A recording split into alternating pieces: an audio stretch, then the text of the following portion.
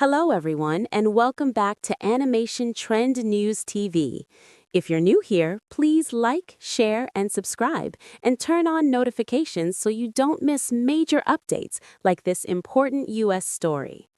Today's breaking news comes from Minneapolis, Minnesota, where a United States Immigration and Customs Enforcement ICE agent shot and killed a woman in broad daylight, sparking national outrage, protests, and heated debate about law enforcement authority, civilian safety, and accountability. What happened? On Wednesday morning, federal authorities confirmed that an ICE agent fatally shot a 37-year-old woman in South Minneapolis during what was described as an immigration enforcement operation.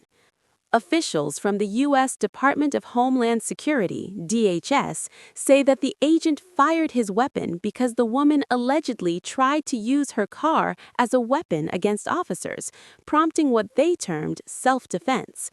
But this version of events has been strongly disputed by local leaders and eyewitnesses, leading to a deep divide in how this tragic incident is being interpreted across the country. Who was the victim?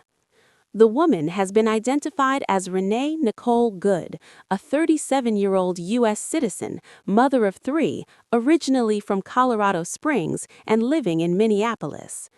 Her family and friends described her as a poet, writer, and loving mother, someone who was not known to be involved in violent actions.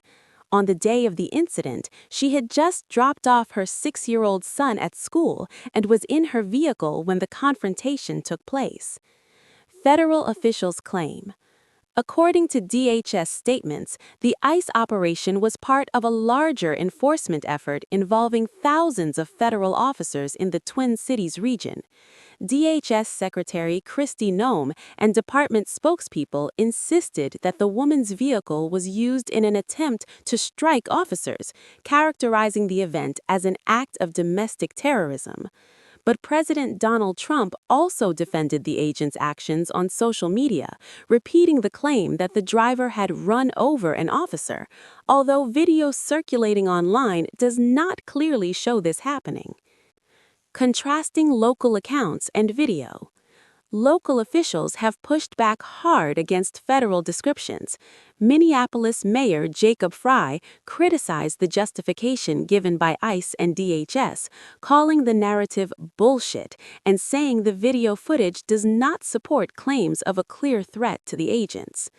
Eyewitnesses and local officials from the Minneapolis Police Department noted that the woman's vehicle was initially blocking the road, but local videos suggest the situation escalated rapidly and that the threat may not have been as imminent as described by federal authorities. Some community members report the woman was not targeted as part of an investigation, but was caught up in the ongoing federal operation. Reaction and protests. The fatal shooting has sparked widespread protest activity in Minneapolis and other cities, including Chicago and Southern California. Many demonstrators called for accountability and justice, while some state and local leaders demanded that ICE withdraw from Minneapolis entirely. Meanwhile, civil rights groups such as the ACLU of Minnesota have strongly condemned the killing, arguing that it highlights a dangerous escalation in federal law enforcement tactics and that such operations put innocent civilians at risk. What happens next?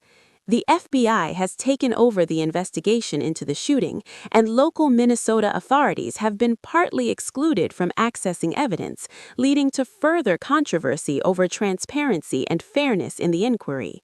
As protests continue and political debate heats up in Washington and across the states, this case is likely to remain a major talking point in discussions about law enforcement oversight, immigration policy, and civil rights.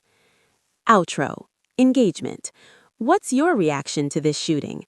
Do you think the ICE agent was justified, or should there be accountability and reform? Write your thoughts in the comments below. Don't forget to like, subscribe, and share for more important news from the U.S. and around the world. Thanks for watching.